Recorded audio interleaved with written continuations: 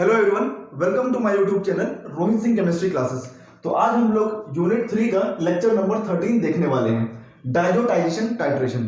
तो हमने यूनिट 3 में क्या क्या कवर कर लिया। सबसे पहले हमने प्रेसिपिटेशन टाइट्रेशन देखा, ग्रेविमेट्रिक एनालिसिस देखी, और फिर हमने देखा अभी लास्ट में हमने कवर किया है कॉम्प्लेक्सोमेट्रिक टाइट्रेशन। अभी चौथा पार्ट है डायजोटाइजेशन टाइट्रेशन।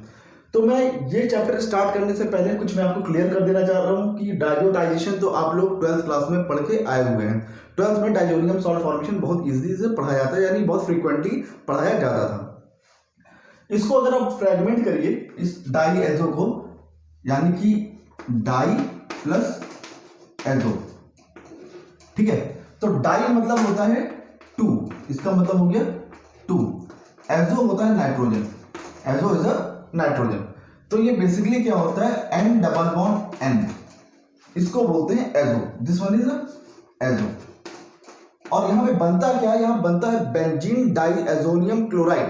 यानी कि जब आपका NaNO2 किससे रिएक्ट करेगा, आपका एरोमेटिक अमीन से।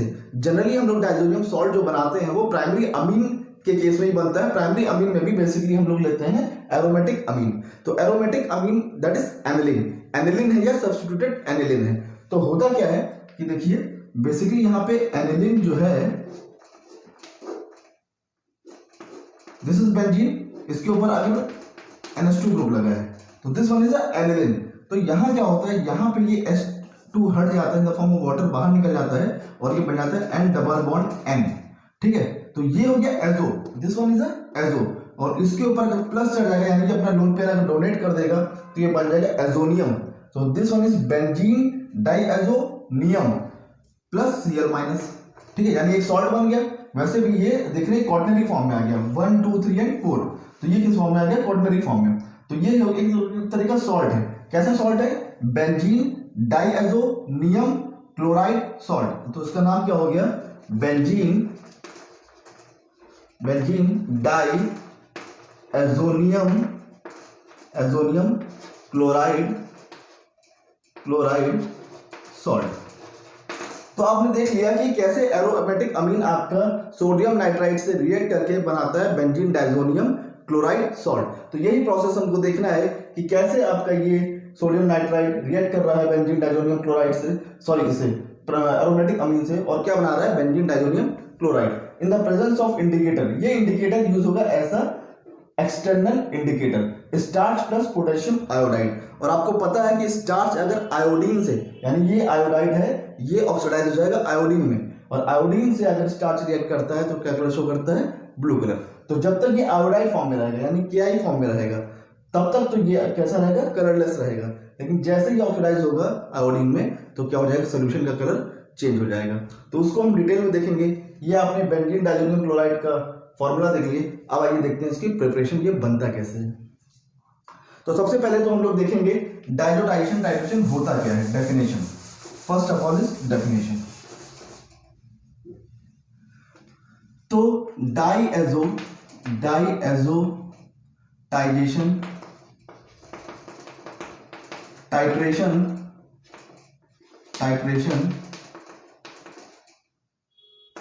is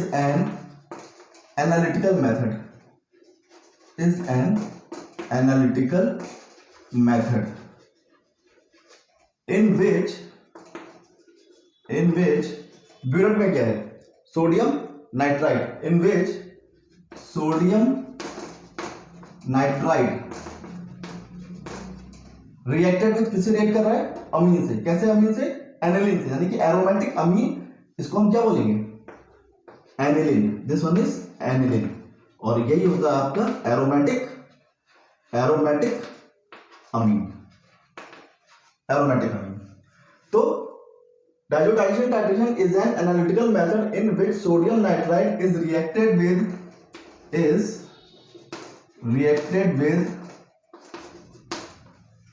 एरोमेटिक अमीन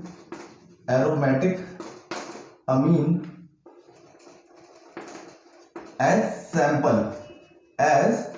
sample, ठीक है, and form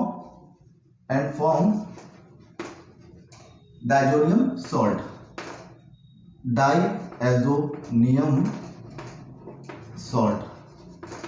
बीइंग मेजर्ड। यानी कि डायजोटाइजेशन टाइट्रेशन एक प्रकार की टाइट्रेशन है जहां पर सोडियम नाइट्राइड एरोमेटिक अमीन से रिएक्ट करता है और क्या बनाता है, डायजोनियम सॉल्ट, और वो कितना बना उसको मेजर करना ही कहलाता है डायजोटाइजेशन टाइट्रेशन। तो ये तो हो गया इसका डेफिनेशन। अब आइए देखते हैं प्रिंसिपल, यानी कैसे ये रिएक्ट करके कैसे डायजोनियम फॉर्म कर रहा है। तो सबसे पहले आप देखिए क्या होगा कि ये जो सोडियम नाइट्राइड है ये जाएगा आपका कहां पे, कॉनिकल के अंदर, और यहां पे प्रेजेंट रहता है HCl। हम एसिडिक कंडीशन में इसको रिएक्शन को कराते हैं। तो होता क्या है कि सोडियम नाइट्राइड जब रिएक्ट करता है HCl से तो यहां क्या लगेगा, यहां लगेगा डबल डिस्प्लेसमेंट मेथड, यानी ब्रेक डाउन होगा Na प्लस NO2 माइनस, और ये ब्रेक होगा H प्लस और Cl माइनस। तो ये प्लस इस माइनस के साथ और ये प्लस इस माइनस के साथ, तो आपका प्रोडक्ट क्या बन गया, HNO2। और यही आपका मेन क्या है, डायजोनियम फॉर्मेशन में मेन रिएक्टिंग एजेंट है, ठीक है, HNO2। इसको हम इन situ ही बनाते हैं क्योंकि ये हाईली अनस्टेबल है, तो इसको अगर आप बाहर रखेंगे तो ये स्टेबिलिटी इसकी बहुत ही लेस होती है, इसीलिए हम सॉल्ट फॉर्म में लेते हैं, यानी सोडियम नाइट्राइड फॉर्म में इसको लेते हैं। और इसको, तो ये हो गया आपका sodium, this one is a sodium nitride, ठीक, किससे रिएक्ट किया, HCl से, और इसे बोलेंगे नाइट्रस एसिड। HNO2 क्या है, नाइट्रस एसिड, और HNO3 क्या होता है, HNO3 इसको बोलते हैं नाइट्रिक एसिड। तो HNO3 नाइट्रिक एसिड है और HNO2 क्या है, नाइट्रस एसिड, प्लस क्या बचा, NaCl। तो बेसिकली ये आपका किससे रिएक्ट करेगा, इससे एनिलीन से, ये रिएक्ट करेगा एनिलीन से, ना कि NaNO2 सॉल्ट फॉर्म में प्रेजेंट है, ये बाद में चेंज हो जाएगा किसमें, HNO2 में। अब आइए फर्दर, जो मेन रिएक्शन है ये है एनिलीन की रिएक्शन, यानी कि यहां पे क्या है, एनिलीन NH2, ठीक है, इसको हमने बोला ये है आपका एनिलीन प्लस, ठीक है, NaNO2 आया, इससे रिएक्ट कर लिया HCl से, किसमें कन्वर्ट हो गया, HNO2 में, HNO2 प्लस,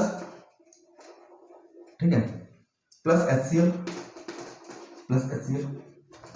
तो क्या होगा, ये H2 यहां से रिलीज होगा और ये N इसके साथ क्या बना लेगा, एजो, तो दिस विल फॉर्म, ठीक है, N double bond N plus and Cl minus, Cl minus कहां से आया, यहां से, ठीक है, तो यहां से H2 और यहां से ऑक्सीजन, ठीक है, तो ये बना लेगा प्लस H2। तो this is called benzene diazonium chloride, this one, ठीक है। तो ये हो गया आपका preparation of diazonium chloride salt. तो ये था आपका प्रिपरेशन। अब आप देखिए कि यहां पर एक कंडीशन है कि ये रिएक्शन हमेशा 0 to 5 डिग्री सेंटीग्रेड पे होता है, यानी कि लो टेम्परेचर पे, ठीक है, लो टेम्परेचर पे, यानी आइस कंडीशन में। इसको डायजोटाइजेशन जो कराते हैं ये आइस कंडीशन में इसलिए कराते हैं कि अगर इसका टेम्परेचर हाई होगा तो ये वाटर से रिएक्ट कर जाएगा, और वाटर से रिएक्ट करा के ये किस में कन्वर्ट हो जाएगा, फिनॉल में, यानी OH में। यानी सपोज करिए अगर कंडीशन हाई होती है एट हाई टेम्परेचर, तो ये क्या होगा,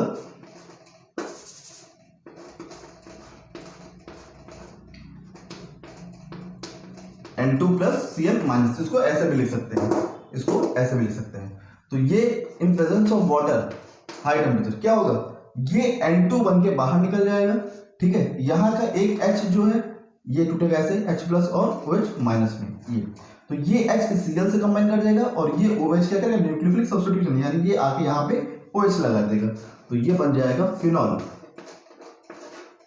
OH क्या बन गया, फिनॉल, ठीक है, और ये N2 बाहर निकल गया in the form of gas, तो ये क्या हो जाएगा, एवापोरेट हो जाएगा in the form of gas, और क्या बचा, Cl और H, तो दिस विल फॉर्म HCl, ठीक है।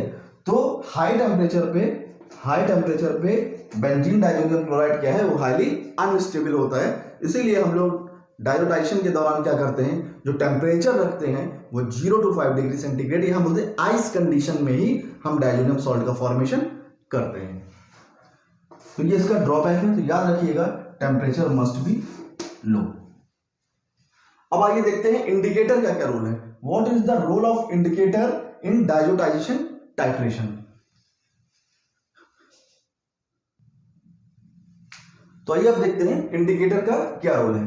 तो इंडिकेटर आप यहां पे यूज करेंगे इस टाइट्रेशन में, जो इंडिकेटर यूज करेंगे ये यूज करेंगे स्टार्च प्लस KI का KI पेस्ट, ठीक है, ये कॉम्बिनेशन यूज करेंगे। तो होता क्या है, ये इंडिकेटर KI कहां पड़ा हुआ है, यहाँ पे आपके HCl के कांटेक्ट में पड़ा हुआ है। तो ये जो KI है ये HCl से रिएक्ट करके क्या बना लेगा, यहाँ पे भी डिस्प्लेसमेंट लगेगा, तो ये K plus I minus and this will form H plus and Cl minus. तो देखिए क्या होगा, यहाँ पे भी क्या होगा, डिस्प्लेसमेंट होगा।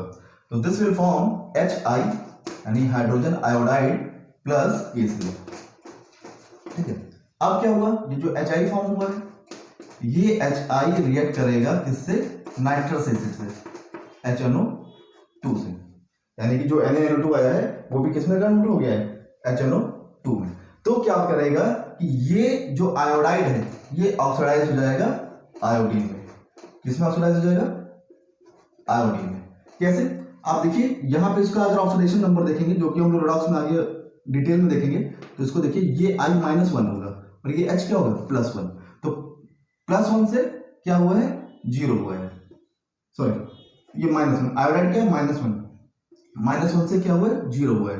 तो -1 से 0 होना यानी कि ऑक्सीडेशन नंबर क्या हुआ है, इंक्रीज हुआ है। तो इसको बोलेंगे इंक्रीज इन ऑक्सीडेशन नंबर, ठीक है। तो इंक्रीज इन ऑक्सीडेशन नंबर मतलब क्या है, ऑक्सीडेशन यानी आयोडाइड किसमें ऑक्सीडाइज हो गया, I2 में, ठीक है। ये जो HNO2 है जब इससे रिएक्ट होगा तो आयोडाइड किसमें ऑक्सीडाइज हो जा रहा है, आपका आयोडीन में, यानी ये फ्री आयोडीन है। और ये फ्री आयोडीन जब किससे रिएक्ट करेगा, स्टार से, तो कैसा कलर शो करेगा, ब्लू कलर।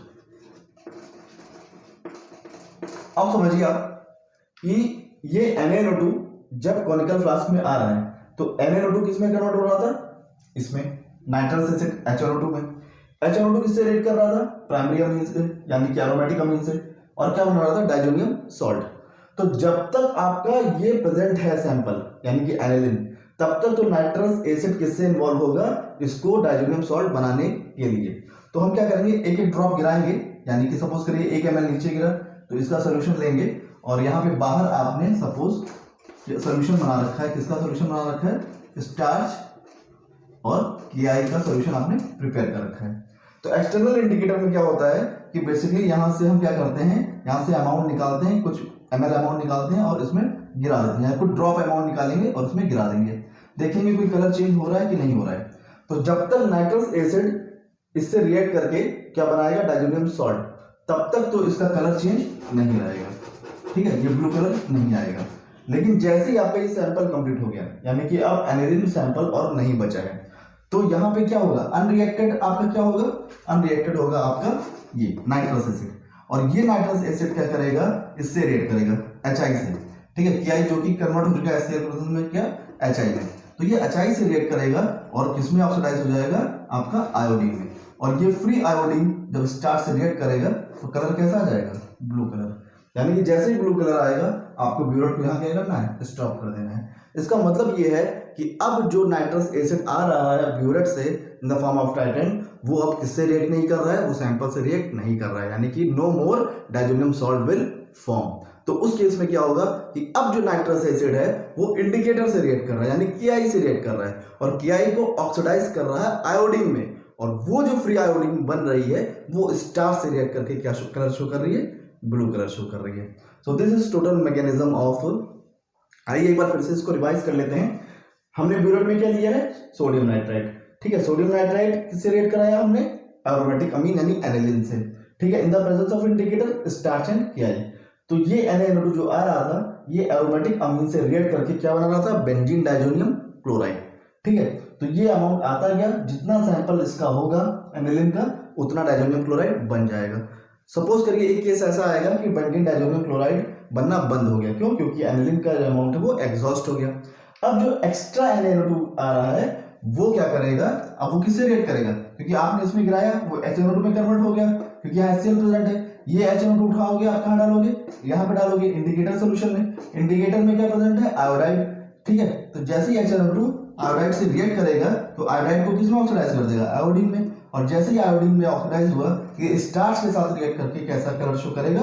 Blue colour. और जैसे ही कलर चेंज हो रहा है सोल्यूशन का, या इंडिकेटर जैसे ही अपना कलर चेंज कर रहा है, आपको मालूम चल गया कि उसकी कंसंट्रेशन क्या हो गई। अब इसकी कंसंट्रेशन क्या होगी, मतलब इसकी कंसंट्रेशन के बराबर हो चुकी है, यानी एंड पॉइंट हम क्या अचीव कर चुके हैं। तो वहीं पर हमको क्या करना होगा? टाइट्रेशन को स्टॉप कर देना होगा। तो आइए अब देख लेते हैं एक्सपेरिमेंटल डिटेल। एक्सपेरिमेंटल डिटेल में आपको बहुत बार पढ़ा चुका हूं। जिसको ऐसे करना है, जिसका ऐसे करना है, उसको हम ऊपर ले लेते हैं, ठीक है, और बाकी सारी चीजें क्या हो जाती हैं? नीचे हो जाती हैं, यानी कोनिकल फ्लास्क में। तो सबसे पहले आपको क्या करना होगा? आपको सॉल्यूशन बनाना होगा NaNO2 का और सैंपल का, इसका, ठीक है, एरोमेटिक अमीन इसका। तो हमें क्या करना होगा? प्रिपरेशन ऑफ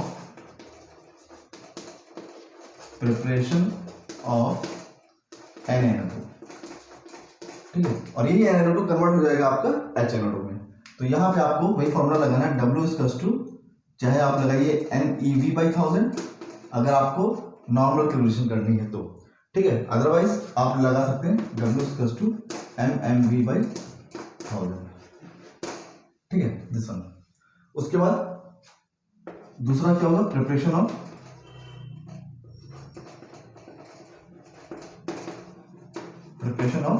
ड्रग, जो भी हम ड्रग ले रहे हैं, प्रिपरेशन ऑफ, यहां पे मान लीजिए क्या ले रहे हैं? एनिलीन। तो इस केस में भी आप क्या करेंगे? W NaV/1000, ठीक है, जितनी कंसंट्रेशन दे रखी है एनिलीन का इक्विवेलेंट वेट निकाल लेंगे और वॉल्यूम रख देंगे, जितना वॉल्यूम बनाना है, यहाँ पे भी जितना वॉल्यूम बनाना है डिवाइडेड बाई 1000, ठीक है। इसके बाद स्टैंडर्डाइजेशन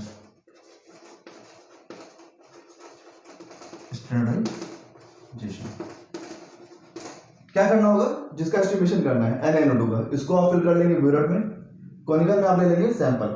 अगर यहाँ पे कुछ आपका ऐसी ड्रग्स है जिनमें आपका NH2 ग्रुप होता है, फ्री NH2 ग्रुप होता है, तो उसको भी ले सकते हैं। जनरली सल्फोनामाइड्स में सल्फानिलामाइड है, सल्फोनामाइड्स है, उनका भी ऐसे हम इसी मेथड से कर लेते हैं। बस वहां पे आप क्या करेंगे? बस एनिलीन की जगह वो पर्टिकुलर ड्रग ले लेंगे, उसका इक्विवेलेंट वेट या मॉलिक्यूलर वेट रखेंगे, कितना कंसंट्रेशन बनाना है, क्या वॉल्यूम है, उसी हिसाब से हम ये वेट कैलकुलेट कर लेंगे। तो अब क्या होगा? आपने ब्यूरेट में फिल कर लिया है, जिसको आपको ऐसे करना है। जो प्राइमरी स्टैंडर्ड है, यानी कि जिस ड्रग के, यानी प्राइमरी स्टैंडर्ड, यानी इसकी कंसंट्रेशन की हेल्प से आप इसको ऐसे करेंगे। इसका आपने कंसंट्रेशन यहाँ रख लिया है, ये इंडिकेटर यूज कर लिया है, स्टार्च प्लस KI और in the presence of HCl, ठीक है। तो जैसे एंड पॉइंट आएगा वहां पे फॉर्मूला लगाएंगे N1V1 N2V2, ठीक है।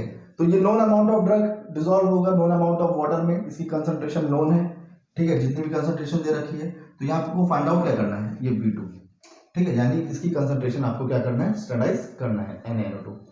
V2 क्या रहेगा? ये रहेगा ब्यूरेट रेटिंग, यानी कितना NaNO2 रिएक्ट करेगा क्या करने के लिए?